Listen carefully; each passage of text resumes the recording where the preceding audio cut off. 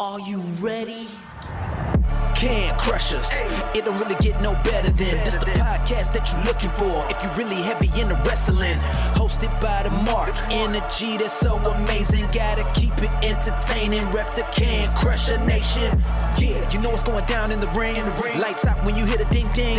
Knock 'em out like boom bada bing. Hold it down, you can crown me the king. Got a shout out to the Miz and Duke the Dumpster. We choke slamming everybody. Power driving, hit 'em with a face buster. Yeah, this the show you need and it ain't no need for waiting. Mark, hold it down for the Can Crusher Nation. All about wrestling and keep it entertaining. Can Crushers Wrestling Podcast. Time to break 'em, let's go. Yeah. Can Crushers. Yeah. Can Crushers. Let's go. Ladies and gentlemen, welcome back to another Can Crushers Wrestling Podcast. It's a Spotlight Edition. I'm your host, Mark the Mark Martinez, and holy cow, this has been a podcast in the making of reaching out and just trying to get everything set up, and it's been on my fault because, listen, in December I almost died, and then just understand scheduling has been crazy.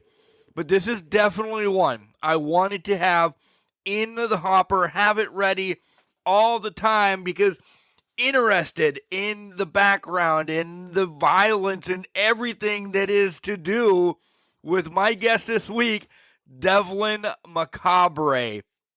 Yeah, Devlyn Macabre. Hey, I grabbed her right before. She's going to be heading overseas. So I want to know about that. I want to know about the violence in her life and just about everything.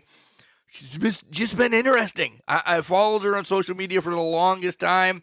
And it's been just a whirlwind. So Devlyn Macabre, quick, fast, rising star in the independent scene, has had some, maybe not what you call death matches so far, but her matches are hardcore. Like, they're crazy. So, and there's one opponent in particular that I really want to talk about, because the ins and the outs of watching her matches with this opponent, and I'm not going to ruin any of it till we get into the podcast, are just great, are awesome. So, yeah, I want to stop rambling, stop stumbling over my words, just do something that I'm kind of excited to talk to Devlyn. I really am. So I'm marking out on my own podcast because Devlyn's coming on.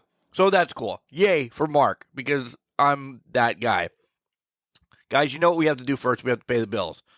Collar and elbow, hats, hoodies, tees, all the cool stuff that Al Snow and the Hooligans have down at Collar and Elbow. Make sure you buy it. Buy it. Love it. Wear it. Do all that cool stuff. But when you're paying for it, you have to do one thing. You have to put a promo code in. And the promo code is Can Crushers. All one word, capital C and Can, capital C and Crushers. You'll save 10%. That's awesome. Anytime you can save anything in this world today, it's hella worth it. So, yeah. Where can you listen to us? iHeart, Spotify, Google Play, Stitcher. The list goes on and on and on. You understand that we're everywhere. So continue to listen on your favorite. We ask you, please do a rating, do a liking, do a sharing. Just let everybody know that we're out there. It helps us continue to grow.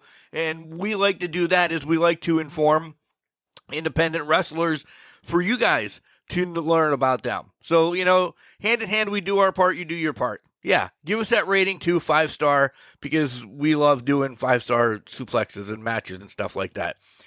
Reach out if you want to chat with us on Facebook, Instagram, or Twitter. We're always available. We write back pretty quickly. And yeah, and we always do ask Can Crushers. So if you want to drop us an email, you can. It's cancrusher69@gmail.com. We'll answer anyway. We love the discussion. Join us on Saturday mornings as we release another podcast about weekly wrestling. So yeah, that's essentially it. I got Devlyn sitting on the phone. We're ready to go. But Al Snow's going to tell you more about Collar and Elbow. Then we'll be back. Wrestling. A love and a passion we all share.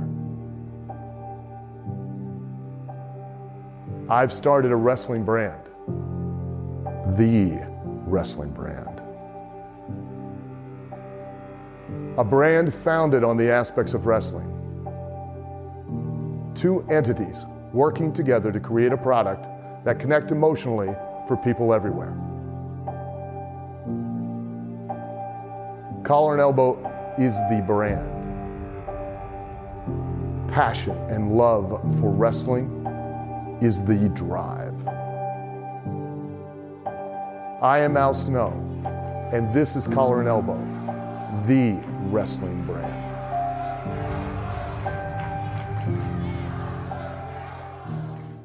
What is up, cheeseheads? This is the Gorgonzola Rock and Roller, the Sultan of Swiss, the amazing Asiago, your favorite part of the charcuterie board.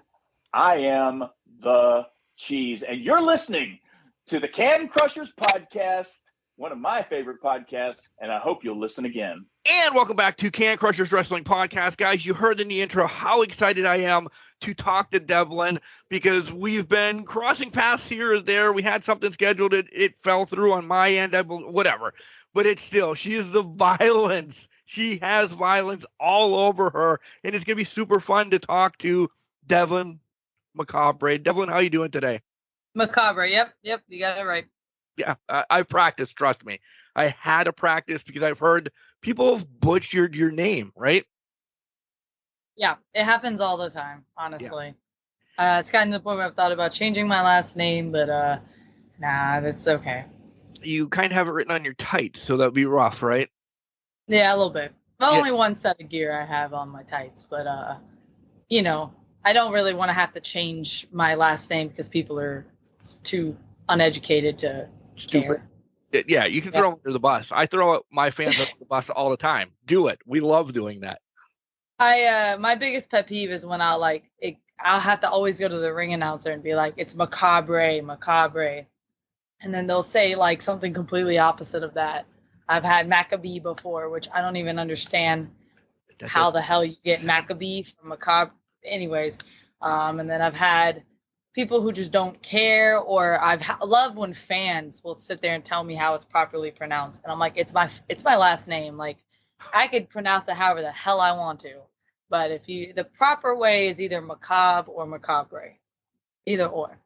Ooh, I don't know what Macabre. I didn't know how you get Macabre out of it, but okay, it is your last name. I don't either because there's an E at the end, but I guess people say macabre. I think so. Macabre originated, I believe it's French. So I'm 95% sure. I have to double check that, but I'm pretty sure it's French. And I believe in France that they say macabre. So I'm just trying to go off of, the origin of the word. But I could be very much wrong. I don't know. I don't have all the answers, but I remember I looked it up in the little audio thing. On Google, it will pronounce the name, and it said Macabre. Yeah, it is French. So, do you have any?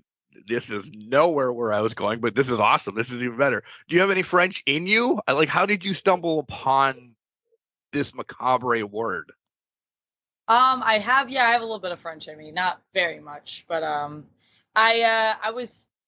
knew what I had in mind character-wise and what I wanted to do and how I wanted to be. And that word has always kind of been around me. I had other names that had like Mac in it, like MAC. So I remember when I was a child, I was like, this is gonna be my wrestling name, and it wasn't Macabre, but it was something with Mac in it. I don't remember what it was. But then I was like, that's such a basic, boring name that I need to change it. So I would look up words with Mac, MAC in it, and then Macabre was one of the top words. So that's how I got that. Okay, cool. I always wonder once in a while how wrestlers come up with their names. A lot of wrestlers use some part or some form of their real names or shoot names, whatever you want. But it's a great story. I like that. Reach out to you because I'm jealous. I'm interested, and I want to know everything about what you're doing here in the next, I don't know, maybe 80 some days. You're going to Europe? Yeah. I'm excited. Netherlands, Germany, and England. And, you don't have to tell me the basis of match per match or anything that you might have set up or anything. But when was this all, from a pipe dream to I'm doing it? I'm just pulling the trigger. Well, I made the actual decision. I made the announcement last year. Um, just to kind of like send feelers out there. But I feel like the best wrestlers don't stay in one space in one spot. They have to make themselves purposely uncomfortable to where they can learn and adapt and everything. Excuse me. Uh, I think like a lot of wrestlers, they don't like branch out. They're like, oh, I'm just gonna stay in this one spot and expect something to happen. But I'm one of those, like, I'm a go-getter. My ultimate goal is to wrestle in Europe, Japan, and Mexico. I would like to just go out there and train. And originally, I wanted to just train. Like, if I get bookings, that's great. But I'm really just going out there to train, and it's really the same intention now. Luckily, I have gotten some bookings, so I'm not going to be completely broke over there. But it's really just to go out there and learn and just like perfect or not even perfect because we're far from that, but like honing my craft and getting better at it. So when I can wrestle anyone, if this girl only speaks German, I got you, no problem. We can have a match. Or if this girl like only speaks Japanese, no problem. Like we can talk to each other and we can, whatever. I'm breaking kayfabe here, but getting better at being a better wrestler. That's my ultimate goal. I want to be the best, and I want to be able to help others, not only in the ring, but like just on an educational level. I'm very far from being able to do that, but I think this is a start. I've always liked, even growing up, like I've always liked helping people with homework and helping like where I can. And, I want to be able to be in the ring and have someone be like, oh, I can trust her. Like she knows, like she's been places and she's done things and she's worked with all types of people. So it's about that. And then also, just networking and, Yep. meeting other people. Also, like I'm super excited for the food over there. Here it's really healthy and clean. So no preservatives over there. We were going to talk food because I know I don't do a lot of homework anymore, Devlyn. I really don't, because I like hearing the stories right from the horse's mouth. But I know you do like food. We'll get there. We need to talk about some of that. I liked everything you said right there, but one word really stood out, and I thank you as a professional wrestler. It's trust. Because of what you're doing. You're building your own market, your own brand, essentially, so you can get that trust of wrestler. Not saying that I mean, knock on wood, no injuries have been caused that are major or anything like that. But you want to make sure that you are the best there is, the best there was, and stealing Bret Hart, the best there ever will be because of that. So that's awesome. Thank you. Because you don't hear that. Of course. I think the issue with a lot of wrestlers is like, yes, you're your own business, your own thing. Like I get that. You kind of have to like go into it for yourself, but you also have to understand, and I'm not exposing the business here because it's quite obvious that we work together. Right. And I like to call it choreographed chaos. And that's perfect. We have to like work together so nobody gets hurt. And if you don't want to work together, if you're like, I gotta get my fucking No, I gotta get my Canadian destroyer in at the beginning of the match and like screw everything else you're doing. It's like that's not working together. That's just, doing what you want to do. We have to tell a story. We have to make it make sense. We have to get these fans into it. I'm not a big fan of that type of like mindset, just being like, it's all about me. I'm not taking any of your moves. It's all about me. I like that. It doesn't help anybody. It really doesn't. And fans can see through those matches as a mark. Like my mom aptly named me Mark. So yes, we can see through those matches. We're like, oh shit, this isn't good. Yes, and fans are not dumb anymore. I mean, I'm not saying that they were, but like back in the day, wrestling was so protected. Like no one knew it was choreographed. No one knew it was scripted. But now, like fans can really detect if something is off in a match. And I also think like that's something that's at fault for the wrestlers, because a lot of wrestlers will bring fans backstage, and like they'll be out at the merch table telling them how, oh, we put this match together, and it's like there's a barrier that needs to be protected between the fans and the wrestlers. And they know that this is scripted. They know that we, work together to put this match together, but they don't need to know exactly what we did and how we did it. Like you're really exposing the business. Quick story, Devlyn. I did ring announcing around the Pittsburgh, Ohio area a couple times.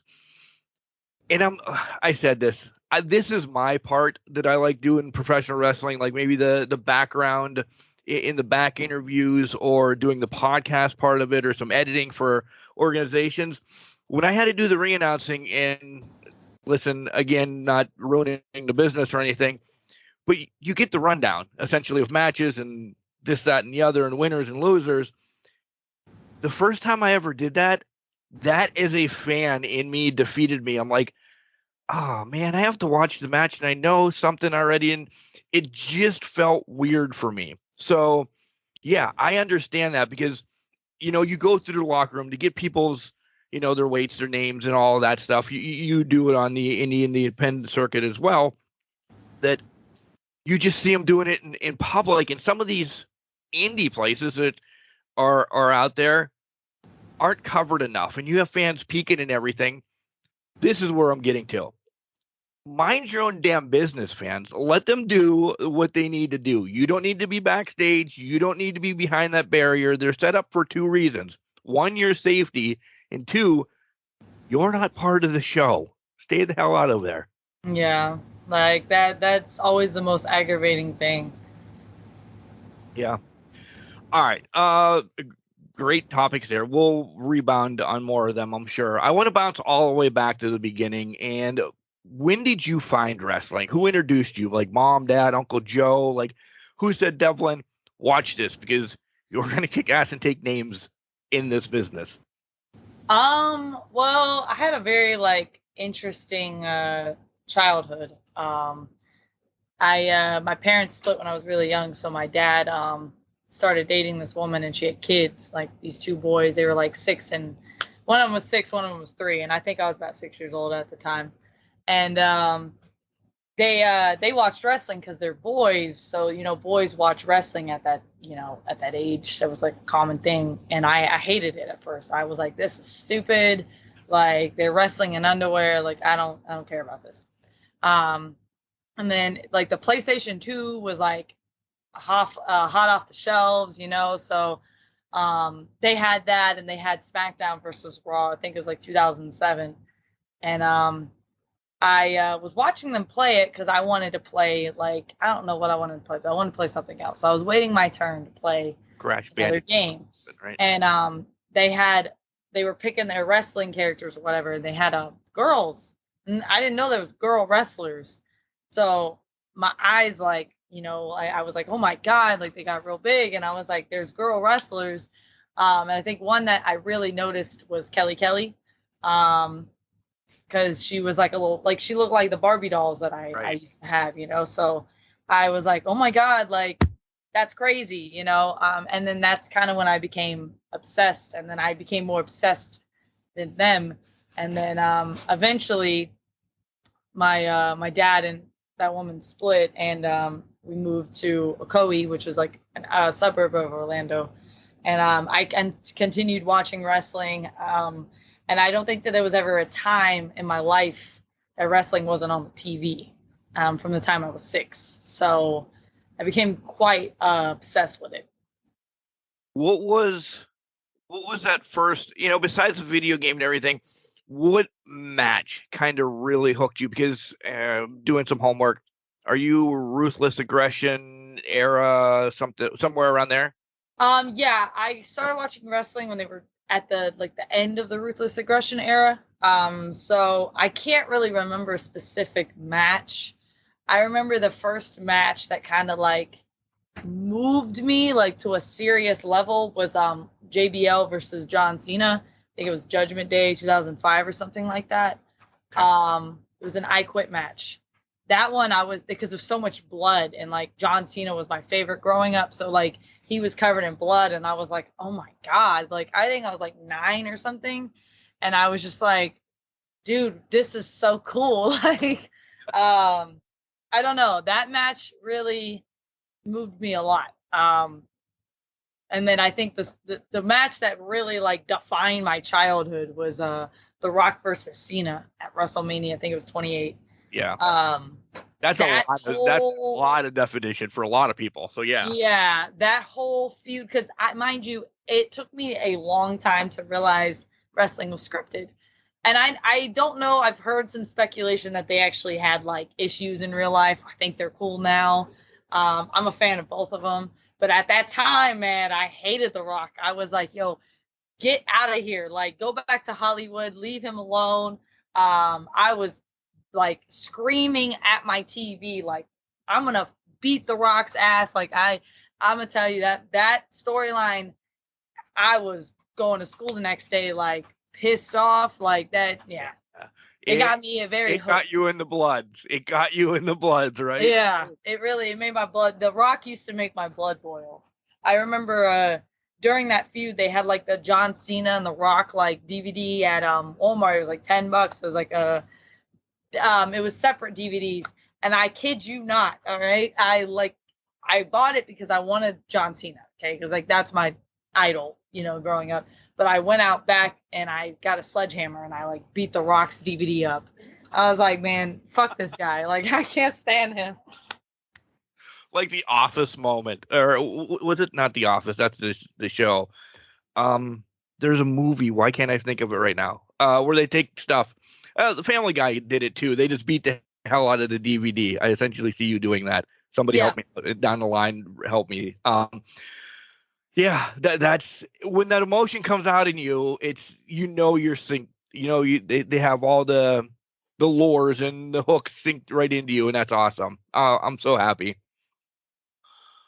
But that's not who you are. And I prefaced a little bit because we'll get to your training and some of your first match and a little bit like that.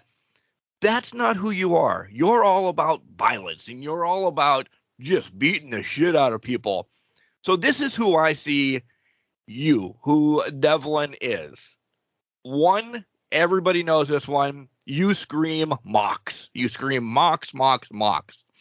I don't know about that, but I'll take it as a compliment. No, it is. Everything I see in you, just your attitude, your facial expressions is Moxley. I see a lot of Eddie Guerrero in you. Essentially, you use the Three Amigos. I see a lot of Eddie in you. And then the other one, I don't know if you're compared, but I see it because it was the same Mox, but she's the Mox of the women. And it's my cousin, Mercedes Martinez. She literally, you and her could be hand in hand, and that's awesome. Oh, yeah. I haven't gotten any of those comparisons, but. You're kidding me, right, about Moxley? I haven't gotten compared to Moxley, no, not really. I mean, like, I use my current finish, one of them is like his old Dirty Deeds, like the headlock one.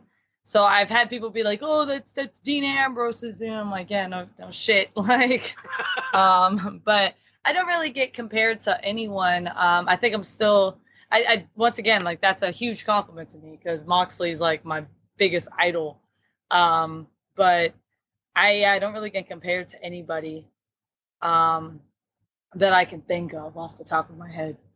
Well, we know wrestling is borrowing, stealing, whatever you want to say. What old is new, what's new is old again.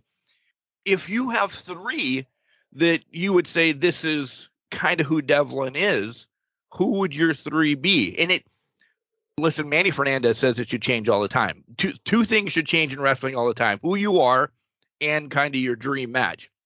And we'll get to your dream match way down the line. But, just to stay fresh. So who is Devlyn right now?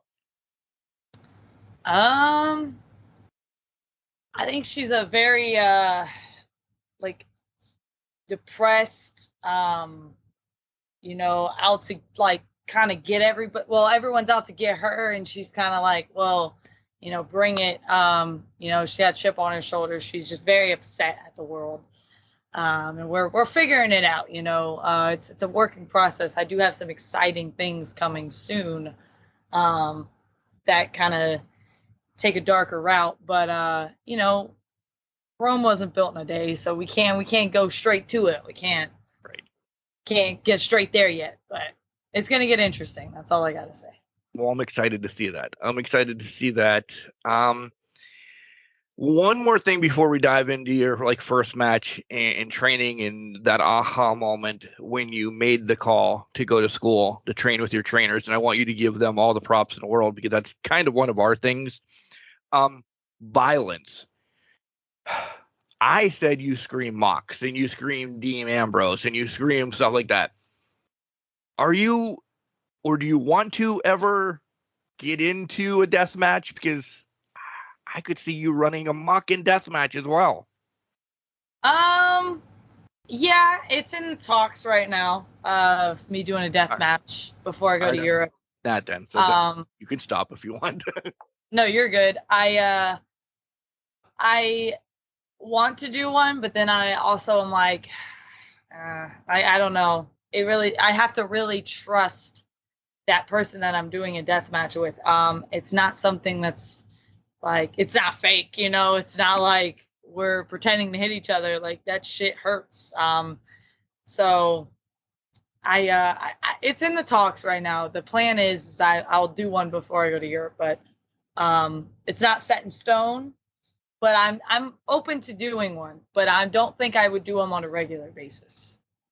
Yeah. When you say the shit hurts, listen, I'm a garbage man and we're sometimes stupid as well. If somebody has a light bulb out, we're going to use it because we're wrestling fans as well on the garbage truck.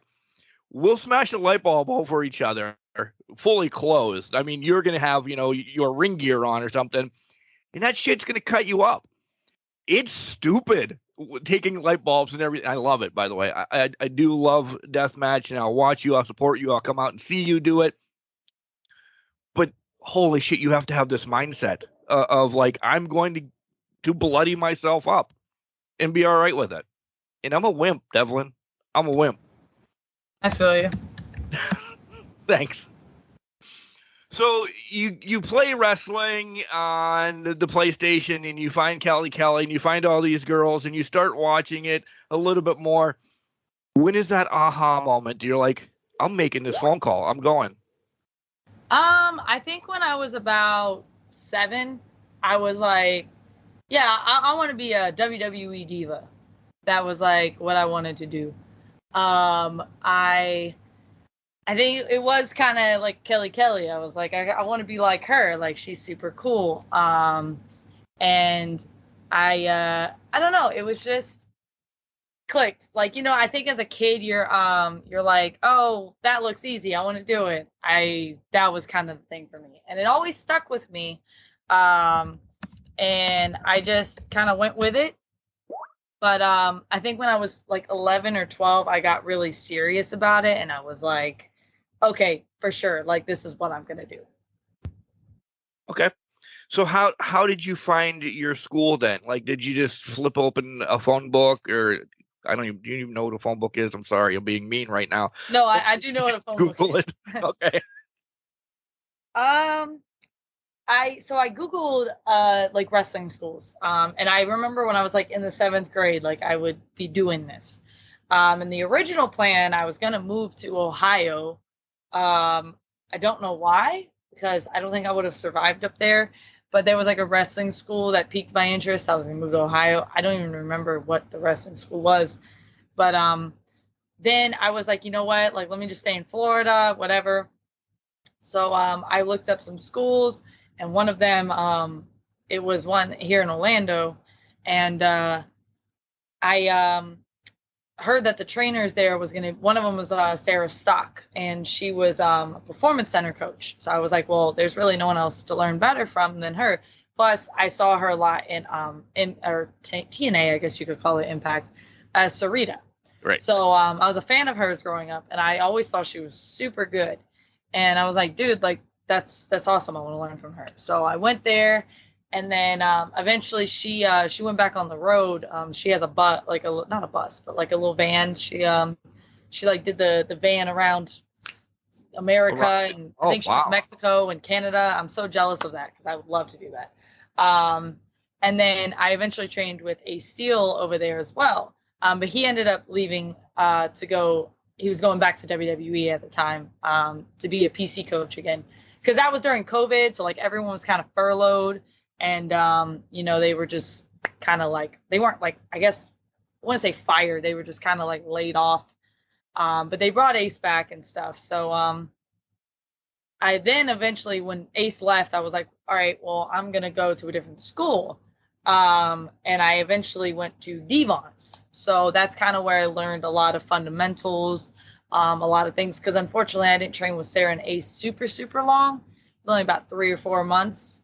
So I had to kind of like follow up with the training. I couldn't just, go Jump on the indies. match, yeah. Yeah, so I went to Devon's, and I started doing matches there. I started like learning more about the business and whatever, and I trained there for about almost a year, and then I got cleared to start taking bookings. So that was the training process for me. I feel like I genuinely have trained with some of the best wrestlers in the world. I currently train with Jay Lethal right now, and I've been training with Jay for 2 years, and like he's super helpful with everything. It's like he just, I don't even know, like it's like he understands. Like he's like a walking wrestling encyclopedia. You can ask him anything and he'll have an answer for it almost. But yeah, no, I genuinely feel like I've had such a good experience being trained by such like knowledgeable people, and I always learn something different from everyone. Like Sarah really helped me with lucha stuff because she wrestled in Mexico for a couple decades, long time. And Ace always is really good with like, strikes and like aggressiveness and just, like putting a match together, telling a story. And then Devon's really good with like fundamentals and like being able to like bump properly and like, attack the mat when you bump and make everything look good and crisp. And then Jay's really good with like, psychology and like moves and stuff. And they're all good at everything, which is crazy, but that's kind of what I learned from, I learned something different from each one, like something more focused. And I'm very fortunate to have not wrestled, but trained with them. And I still am, I still talk to Sarah, I still talk to Ace, so I'm glad that I have that relationship with them. Yeah, you always have them in your back pocket. You're the second one now that's been on the show that has a tie to Jay Lethal. We had Cheese on a few weeks ago, and Cheese, yeah, I know him. Yeah, and he gloated about Jay Lethal. As a Mark, as a fan, Jay Lethal can do no wrong in my book. Like, he is just amazing. Devon, one half of the greatest tag team ever in history, and I'll fight anybody to the death about that. So yeah, you have 4 great trainers in your back pocket. So you have that pedigree already. So congratulations there too, because thank you. You're not just trained by me or, my buddy down the street. And that's good that you went to a place that had that inkling and that link of professional wrestling instead of, Martinez training facility. So yeah. Yeah, 100%. I'm very grateful for all of them. What was the hardest thing though, as you started training? Because I kind of didn't touch on like high school and everything. Did you do sports as a youngster? I mean, you're young yet, but as a youngster in high school or anything? Yeah, I used to play soccer. And you're still a huge soccer fan, by the way. And I am, yeah, big soccer. Kudos to you. I love the sport. I was jealous when I did see the picture of you hanging out at the soccer pitch and everything, but we'll get to there too. So you had the endurance essentially and the wherewithal of sports. What was the hardest thing for you though to get it training? I think it was a mental thing. I was so like, cause this has like been my entire, like my dream, my entire life, that I have no backup plan. I'm a high school dropout. Like this is it for me. And I think I was so nervous that I was like, I'm not going to be good. I'm not going to make it. Like I'm not going to be able to bump right. And I think having Sarah there, my first couple months, it was like she wasn't like babying me or princessing me at all, but she was like, listen, like, like telling me, like, teaching me and making me stronger. She is really good at like not just being a good coach, but like mentally and emotionally, what's the word? Not like pushing you, but like motivating you. She's good, like motivator. And she's not like mean at all about it. I know I've heard some people had some experiences with other wrestlers where like if you mess up something, like they'll belittle you and be like you suck or whatever. But mistakes happen. Everybody in this business and everyone in the world makes mistakes. Yeah. So it's a human thing to do. And I remember I never directly told her. I was like, yeah, I'm so scared. Like, I think I'm going to suck. But I think she could sense it. And she kind of like, made sure she crisped up my rolls or my, back bumps and stuff just to make sure I was good. So yeah, that was my biggest thing. It wasn't really, I have a high pain tolerance, but it really wasn't like, oh, I'm scared I'm going to get hurt. Like, it was like, I'm scared I'm not going to be able to do this. And I'm not going to, like, then what do I do? It's back to the drawing board. And that's the nerves. That everybody has that doubt of making that first step. But when you do it, how long into training then you're like, this is, and I'm not saying it's nothing, but you're like, I got this shit. I'm still not there yet.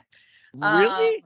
Because there's certain you hold yourself high in the ring. No problem. Like, I'm confident in that. Like, when we do rolls and shit, like, I'm like, huh. But I still, like, every time I get in the ring, I get a little bit of nervousness. Because I don't know. I'm just still, like, it still makes me nervous. And it's weird. But it's not as bad as it used to be. I'd be, like, shaking. And now it's just kind of like, oh, my stomach feels a little funny right now. But once I start, hitting the ropes and stuff, we'll be all right. But I don't know.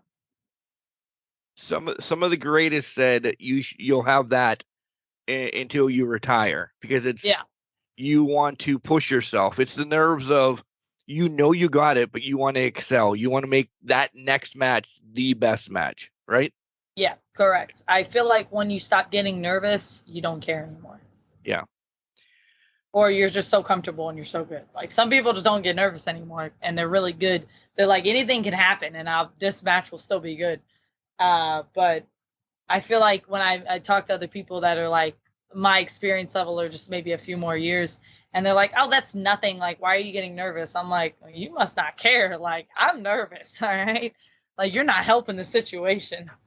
What the hell's wrong with you? Yeah. Like, you're not nervous right now. I am. So on top of being all of that, and then Devon essentially says, hey, you're ready. Take bookings. Go have your match or whatever. Walk me through some of that first match, and how were you shitting your pants, essentially, just going like, oh my God, I'm out there in public now. Yeah, no, I was shitting my pants big time. But luckily it was in another state. It was in Georgia. So I was like, if I shit the bed, like, I'm in front of like 20 rednecks, like they don't even know who I am. It'll be fine. But I worked with someone that was actually like quite experienced, and she like took, good care of me and everything. Her name's Shalance Royal. I've had her on the show too. She's amazing. Yeah, she actually can sing really well. She blew me out in the water. Yeah. But she was definitely like, she didn't take advantage of the fact that I was like, this is my first match. She was like super excited about it. She was like, dude, like, this is going to be so much fun. I'm so scared. I'm like, I don't know, man. I'm afraid I'm going to mess everything up. But she helped me a lot. So I was very lucky to have worked with someone that is very professional. I know that there are some girls and guys out there that like, oh, this is your first match, and they'll take liberties and take advantage of you. But she did not. She did the complete opposite. She helped me a lot. Good. That's love Shalance from day one, and now that's another pat on her back. You've been all over the place, but I need to talk about one more person that you kind of, maybe you're Stone Cold to your Rock, your Steamboat to your Flair, your, whatever you want to say. you and Kelsey Regan despise each other. You tagged once, though, which kind of threw me off. But anytime I watch a match with you two, I am just enamored. Like, you guys got it together, girl. Like, you two can just fight a paperclip, and I love your guys' matches. So pats on the shoulder for both of that. How did that come about? Well, I have another, so like her and Kaya. I always wrestle. Well, I don't really wrestle Kaya as much, but you know, me and Kelsey, we started, well, she's been wrestling a lot longer than me, but when I first went to Devon's, mind you, I'm not very, like, I'm 4 months in, so I'm a very timid, shy 19-year-old girl. I don't talk to anyone. I'm like, you know, mind my business. And Kelsey was kind of like, she talked to me. And I've always been that type of person where I don't go up to people like, hi, how are you? Like, my name's Devlyn, nice to meet you. But that's the extent of the conversation. I'll find myself a little corner and I'll like just stay there. So she came up to me and, you know, we hit it off, whatever, but we weren't like super, super close. It was just kind of like at training, you know, we talk and hang out or whatever. And then I don't remember exactly a moment where her and I became like closer, but it was quite a while ago. It was like a little over a year. But her and I, like, we travel a lot together. We get booked on the same shows together, so we're constantly around each other. She actually does my hair. So, like, her and I have a very, like, sisterly relationship. So, like, I'm the little sister. I annoy the shit out of her. I already know I do. So we have that relationship. But what's that? I said, at least you can admit that you annoy the shit out of her. Yeah. But you know, when we wrestle each other, it's like, it's super intense because like, I know, like I could be fully myself and fully comfortable. Same thing with this girl, Kaya Dream. Her and I have that same, you know, type of relationship. Like her and I, she actually was there like when I first started wrestling. So I've known Kaya for a long time. And her and I, you know, we're like super close. We talk almost every single day. So, you know, I think it's really good to have that, especially with another female in this business, because, you know, I'm all for girls supporting girls, and I think we have to really to like do well in this business because a lot of guys in this business kind of have it out for the girls, and it's unfortunately a thing caused by either jealousy or, you know, bitterness or whatever it is. But, you know, I try to have girls' backs, and I, you know, would hope the same for me. But it's nice to have, you know, a couple friends that are girls that you can wrestle and be 100% comfortable with, and you can trust them and have good matches with them. And, you know, I'm grateful for that. I'm grateful for both of them. You kind of read my notes because this is a perfect segue. CCW, Shine, Mission Pro, like, I am full support that we need a ton more of just women's organizations, one if not multiple in every state. And now you're kind of tackling or being a huge advocate as well for all of these because you're kicking ass and taking names at them too, Devlyn. Yeah. It's funny because I saw like a Facebook post from some promoter. I don't know who he is. I don't know what promotion he runs. But he was like, I don't understand why there's these all-female promotions. And I don't comment under shit, but I did comment. I was like, listen, because when you book a 12-match card, there's usually only one, maybe two girls matches. So we only have, it's probably maybe 4 spots, unless you do a tag, which would be 8 spots, to showcase the women. And we always get our matches cut short. We always, you know, take the short end of the stick. We always have to eat shit. So when there's all female promotions, then we have the time to showcase our talent. There was a time where I main evented in a company. We were the main event and we got 8 to 10, or it was like, no, 10 to 12, but the dudes got 20 minutes. That sucks. And I was like, why the hell are the guys getting 20 minutes and they're opening or mid card and we have 10 to 12? Like, that's bullshit. I'm an advocate for that. You know, I feel like everyone should be equal. There's no ifs, ands, or buts about it. I trained with dudes, so I know how they are. Not all of them, of course. There are some really good guys out there in this business, I promise. But there are a lot of angry, bitter, upset men that portray that jealousy on the girls. They'll be like, oh, she only got booked because she sucked somebody's, whatever. And it's like, no one does that shit anymore. I haven't heard of any females. Sure, they're out there. I'm not saying that there's, not any of them, but that's like such a misogynistic thing to say. And like, oh, she only got that opportunity because she slept with a promoter. It's like, no, she actually worked hard for it, and she actually deserved and earned that opportunity. You're just jealous because you refuse to network or message promoters because you have this fat ass ego, and you think that everyone's going to come to you. No one does that.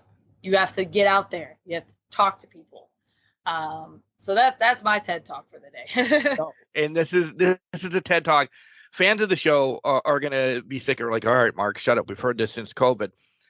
Women carried the whole COVID time, and they're continuing to carry now, because I care more about what Britt and Thunder are doing. I know both of them are kind of off, or what Sasha's doing in New Japan. Mercedes is, everybody's going to jump on me about that, but like, I care more about what the women are doing, and I agree with you. Raylan, one of my best friends in the business, and she needs more time. Devlyn needs more time. Like, it is disgusting still. It's 2023, for the love of fuck. It's 2023. If there's 8 matches, it should be 50-50 anymore. Stop. Because, if I get thrown out of wrestling, I get thrown out of wrestling, Devlyn, because I'm going to help support you. Some of the opening guy matches aren't any better than, me in the ring. Stop. Yeah. Put talented women in the ring and let them do their thing. Yeah. And I hear the argument a lot is, there's a lot of female wrestlers that suck. And that's why. And I'm like, that also happens in like men. You think all male wrestlers are good? Like, are you kidding me? You're going to have bad apples no matter where you go. So there may be some female wrestlers that aren't that good out there, but there's also male wrestlers that aren't as good. So it's really just, it's such a bad argument, because it's like, well, you think every male wrestler is fucking WrestleMania main event, material? Like, are you kidding me? Like, shut up. Okay, let's take a moment away from wrestling. Get to know kind of Devlyn a little bit on the personal. What, you're a foodie? Are you a gamer? What kind of like days off? Because you're also a big advocate, and this is we are here on the podcast for like mental days, just continually to make sure your self-help is better. Taking a break when you need to, because this world's gonna keep running with or without you. So what do you do on those days that you're like, no training, no nothing? It's Devlyn Day. I unfortunately don't get a lot of those days. I do work a full-time job, so I'm a waitress, and that is so mentally exhausting. And if I could like have a day where I'm just like, I'm not going to the gym, I'm not going to CrossFit, I'm not training, I'm not doing anything, I most likely will sleep in until like 3 p.m. and then play video games and, hang out with my dog. Like that's like my go-to. Like where I just don't have to do I have to do nothing. Like nothing is on, the radar. But unfortunately, I don't really have days like that. I can't tell you the last time I had a day where I'm just like, fuck it. Bum. Just a bum. Yeah. Just a bum. We can all hope and dream for those every once in a while, right? Yeah, right. What are you playing right now? I play the same shit. I will buy a video game, and like this is my toxic trait. I'll buy it and I just will never play it. I've been wanting I bought the Quarry or something, I don't know how it's pronounced, but I just got a PlayStation 5, which I've been wanting for a really long time.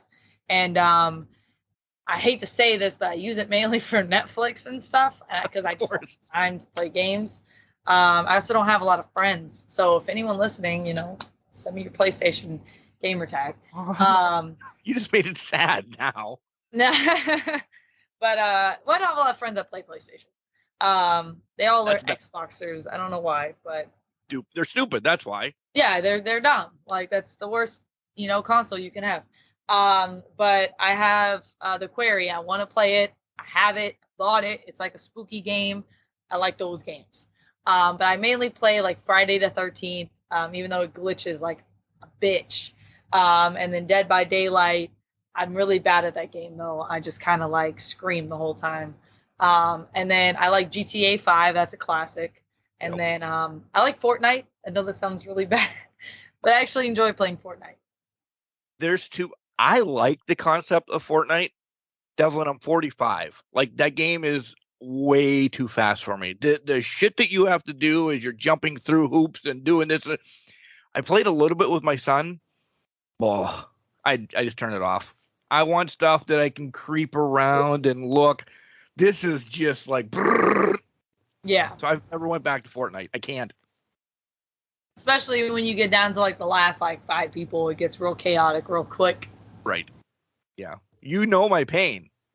I feel you. And I'm 22, so like it's even like still kind of a little too fast for me. Yeah. It's crazy. Because I grew up playing like San Andreas and Vice City and Manhunt, like games like I played games that like 8-year-old girls should not be playing. But my dad did not care. So I was playing like GTA. I was playing Manhunt is a really aggressive game. I don't know if you know about Manhunt.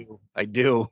Yeah. I might have to go pull that back out because that's actually, it was a great game. It was a little, I don't want to say underwhelming. They just didn't market it. They didn't put, you had to find it to play it. But once you found it, you're like, holy shit, why is this in a game? Yeah. Back then. Yeah. I bought it. I used to have a PlayStation 4 and I bought it because, you can buy like the digital games. So I bought it and I really need to go back and play it soon. Because I played it when I was like 16 again and I beat the game or whatever. But I'm like, you know what? I want to go back and play it. I also liked Dead Rising. It's like a Dead Rising 2. Yeah. I played that when I was like 11. And it's like a zombie game. And I just remember there was the thing I remember the most was you could get like a paddle for like a boat and put a chainsaw on the end and like you was chainsawing them bitches, like them zombies. It was a lot of fun. You also brought up that you like food, like you the whole like going to Germany and Netherlands. Or what are you looking forward? It's clean food. We heard that at the beginning, but what are you really looking forward to eat over there? I don't really know. I mean, I sound so uncultured. I really I don't know much of their food. And it's funny because like I'm Irish and German and French, so I'm like 82% Irish, and then I have some German and French in me. But I don't know anything about. I know a little bit about the Irish side, but I don't know much about like German and French. I don't really know if I'm going to France, but I am definitely going to Germany, and I really am excited to just try whatever the hell they got. I'm not a picky eater, so I'm sure I'll like it. But I will say that they don't have ranch in Europe, and I really like ranch, and I'm probably gonna have to put a couple things of ranch. I was gonna say, are you gonna be smuggling some ranch over? Yeah, most likely I'll be smuggling some ranch. I don't know if they have barbecue sauce either, and I'm a big barbecue fan, so I may have to smuggle some barbecue sauce over there.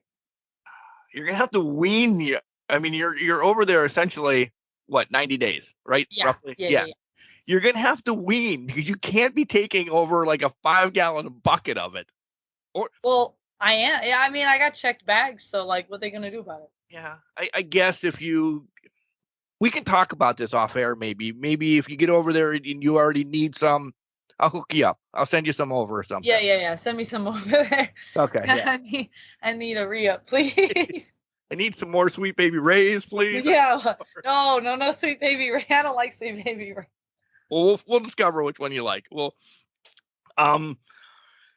besides wrestling and everything and eating, do you have some major areas that you want to go to and kind of like sightsee when you're over in Europe? I'm really jealous of this whole Europe, excursion right now. Once my son's in college and he's doing his own thing, I think we're gonna travel, but it's just getting him the hell out of the house. This is so mean. Getting him the hell out of the house so we and to go do our own thing, right? I feel you. Yeah, He's this is gonna like kill the me, by the way. point. He's right upstairs right now. He's like, "What are you saying over there, Yeah, Dad?" what you saying, asshole? Yeah, right. Um, I really want to go to Ireland. There's a potential booking I'll have in Ireland. Maybe, but if I don't, it's fine. I'm still gonna go because that's like where my family's from, and I actually have a lot of family over there. Funny enough, I don't know these people, but they're related to me. So Knock on the door. Here I come. yeah, I'm your cousin. um, so I'm excited because I just want to go over to Ireland and like kind of see, everything over there. And then I do want to go to Portugal because that's where my favorite soccer team is. I like the Portugal team. And Portugal is really pretty. And I just want to swim and just like have a little European summer vacay while I'm over there. I also would maybe want to go to Greece because everyone says Greece is really nice. So. Yeah, that's got the whole historical stuff around it. Yeah. Yeah. All right, a couple more, then we'll get you out of here. I know I'm going to keep you a little bit longer, but I'm sorry. I'm going No, to you're put fine. you in wrist lock. As we move forward, you're going to Europe, essentially, cross that off. And you brought up Mexico and Japan, too.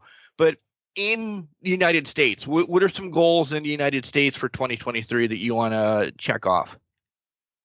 When I get back, I would like to work on some bigger promotions. You again that we're going to talk about here shortly, but okay. Yeah, like I would like to. I would say I would like to get signed, but not quite yet. My goal is WWE. That is where I want to be. I want to main event WrestleMania. That's my dream. It's been my dream.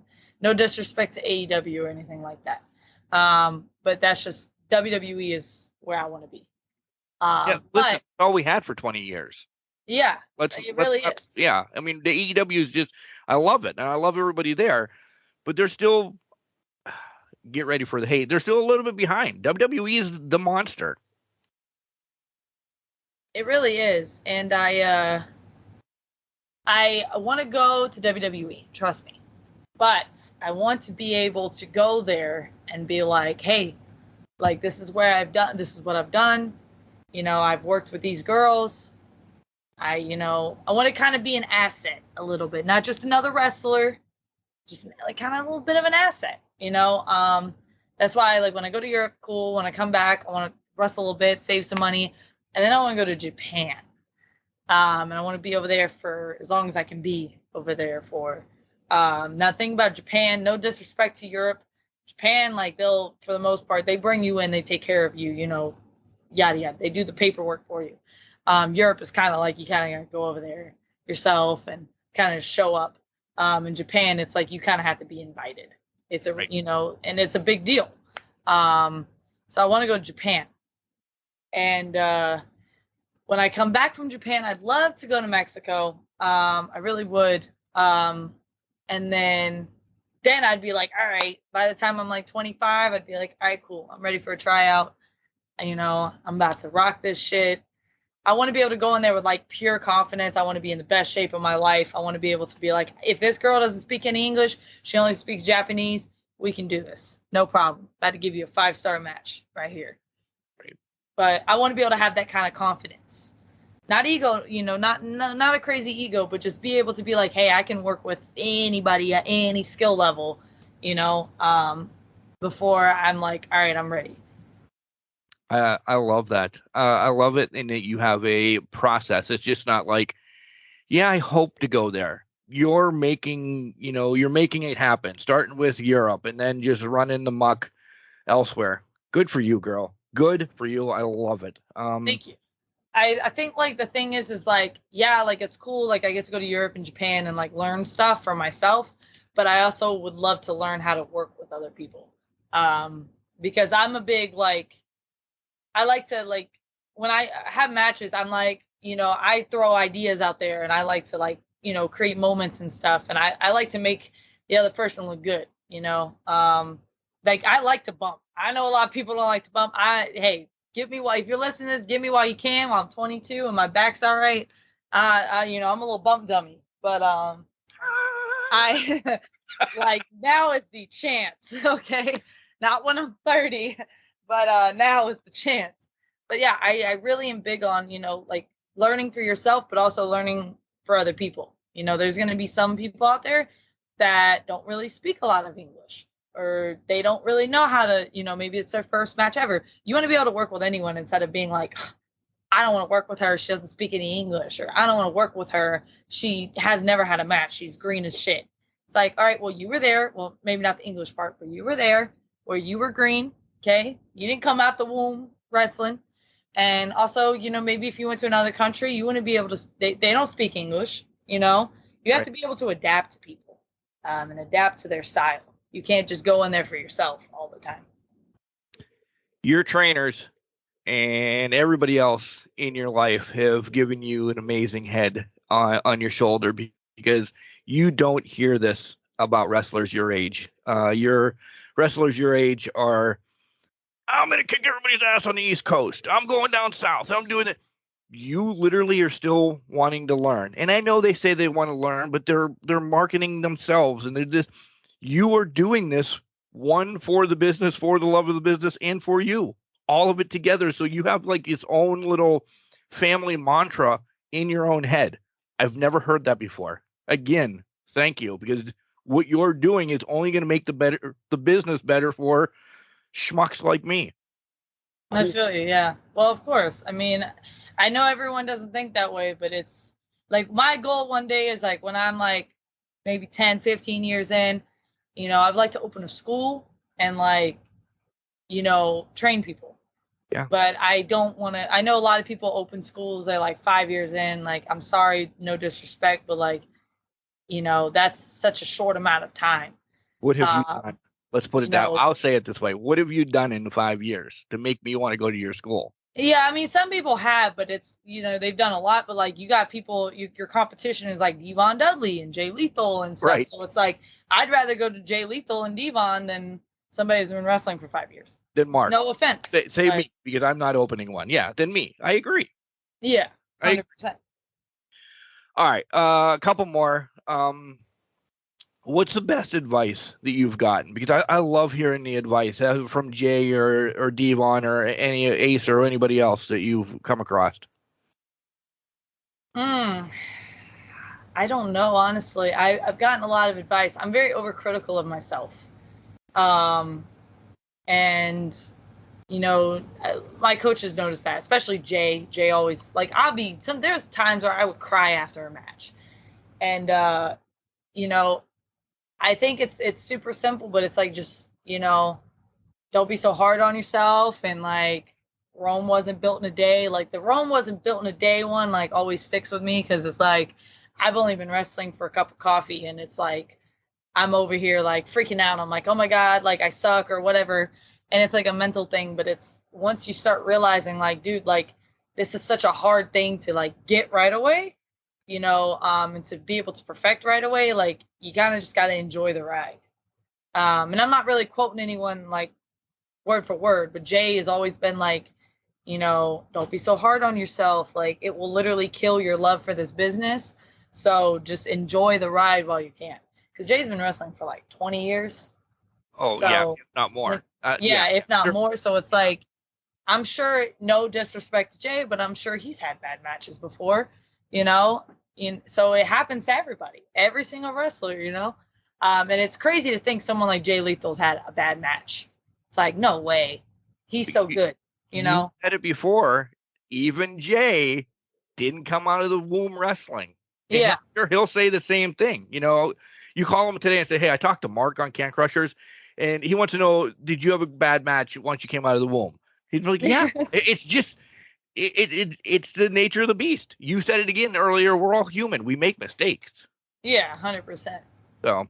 And also, like, bad matches are subjective. Like, I've had so many matches where I'm like, that was bad on my part. And people even Jay would be like, Dad, what are you talking about? Like, it was good. So it's like, it's really subjective. And I think you're your own worst critic. So sometimes I'd be like, oh my, like I remember I had a match with like somebody, and it was like I messed up one thing and I was like crying. I was like, I suck, like this is so bad. And then I watched it back a couple weeks later, and I was like, oh, it wasn't even that bad. Like, what am I freaking out for? And I haven't cried since after a match, so I'm very proud of myself. Well, that's good. And I'm not even an emotional person, but I just take myself so seriously in wrestling, and it really gets the best of me. But I've gotten a lot better because I've had instances where something wouldn't go right in a match, and I'd just be like, hey, on to the next one. You know, you live and you learn. You've just spitted out a ton of great advice for life itself. Between Rome wasn't built in a day, you live and you learn, everybody makes mistakes. Like, this is a Dr. Phil episode of Can Crushers from you, Devlyn, because it all makes perfect sense. It's just baby steps. Rome wasn't built in a day, and if you push it and you do what you want, you'll do it. Essentially, right? That's what we're wrapping around to. Yeah. I mean, look, you're young, a baby still in wrestling. All right. And you're taking the wherewithal, and I'm still so proud of you for this, to say, screw it, I'm going to Europe for 90 days. There's millions of wrestlers that don't have the cojones to do that. I mean, are you going with anybody? And you don't have to say, yeah, I'm going with it, but you're not going with another wrestler, are you? You're just going yourself. I'm going myself. I have a friend that lives in the Netherlands, so I've known him for years. Shout out to Sten. I'm not sure if he's listening to this. And Yordi, of course. Can't forget Yordi. So I have two friends over there, and I've known them. I met them on PlayStation. Sten actually came to America and stayed with my mom and I a few years ago. So I know them both very well, and they're opening their house to me while I'm over there. So that's been like a huge weight off my shoulder. But I do have friends in Europe. I also have a friend named Destiny who lives in Manchester. So I'm not like super, super alone over there, but I am going over there alone, which is scary. Never been out of the country. So it's going to be a big culture shock. And I'm excited, but I am very nervous. How long's the flight, by the way? Oh, it's not super bad. It's about 12 hours. Whoa. But there's going to be hella jet lag because I leave America. I leave Orlando at 6 p.m. and I don't get over to the Netherlands till 12 p.m. But it's like I land in Iceland for like an hour, and then I have to go, and then we go to Amsterdam. But that hour, by the way, is going to be your quickest hour in your life running to here, there, and everywhere. So be prepared. And it's going to be a complete different airport in a completely different country. So that's going to be fucking great. I'm going to be like, oh my God, where am I going? So yeah, I'm very like nervous for that part, like the chaos of getting over there and getting home. But I think overall I'll be all right. Okay, we're going to leave with this. I want to know and then you have to give us your socials and all that, and that's really easy. But I want to, on the show, invite you back on, a couple weeks after you get back to the States and reevaluate and everything. I want to know all about this, the Europe tour. I'm leaving AEW, since you were there, off of this episode because there's so much to talk about on the AEW thing with you.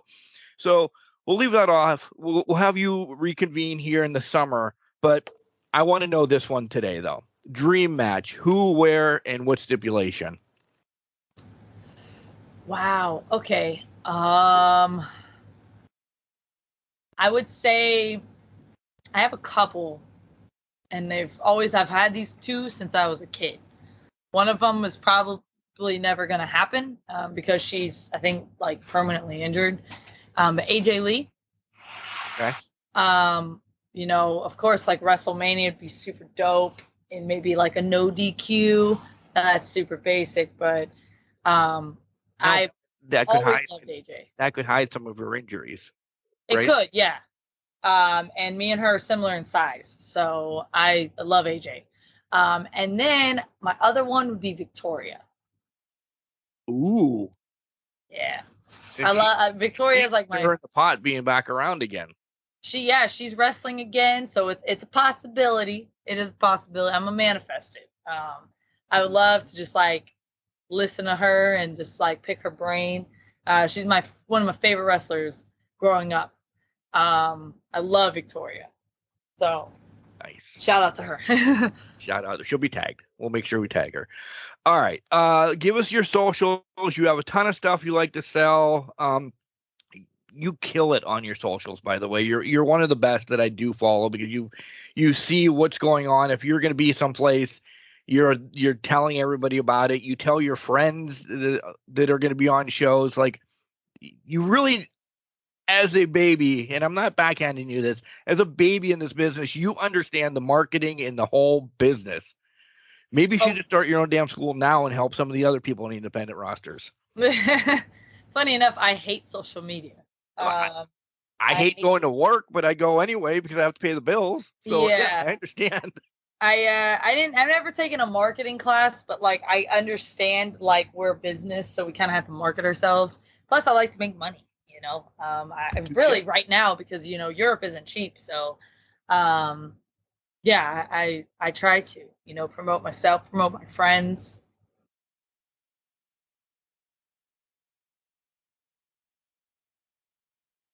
Oh no, did I lose you? No, I'm here. Okay. It just went radio silent. Okay. It really did. I was like, uh-oh. Yeah. All right, but what are your socials and everything, so we can have more people follow you and maybe hurry up before you head out to drop you a couple bucks, because hey, $1 will help along the way as well. It would, yeah. My Instagram is Devlyn Macabre. My Twitter is it's Devlyn, like ITS and Devlyn. And then my Facebook is Devlyn Macabre. I don't really accept fans like that, but you can follow me on there if you like. I have an OnlyFans.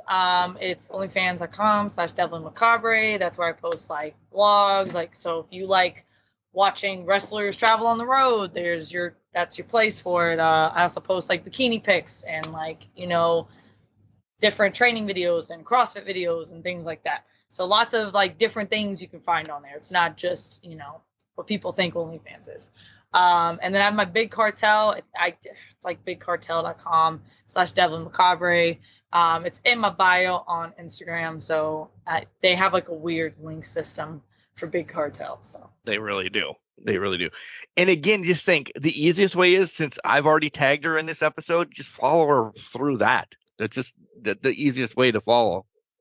Yeah, all my links are in my Instagram bio. So like my OnlyFans, my Twitter, and all that stuff is all there. So you just have to click one little link and it will take you wherever you need to go. Devlyn, it has been a blast having you on.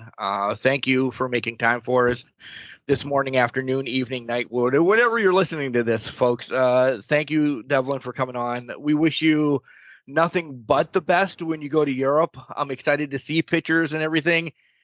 And then I'm super excited to have you back on to hear the stories. So, yeah. Thank you so much. I really had a lot of fun. Ladies and gentlemen, Devlyn Macabre, and I'm going to ruin it right now. We already have it set up. So when she comes back from her European tour, she's going to come on. We're going to discuss more about things that she's already done in the United States, and to really talk about what she learned and experienced in the Netherlands, in Germany, and in England. So yeah, super stoked to have Devlyn on. That was one of my favorites in a long time, because we've been crossing paths, and I've been watching her on the independent scene, kick ass and take names. How about how she loves helping out?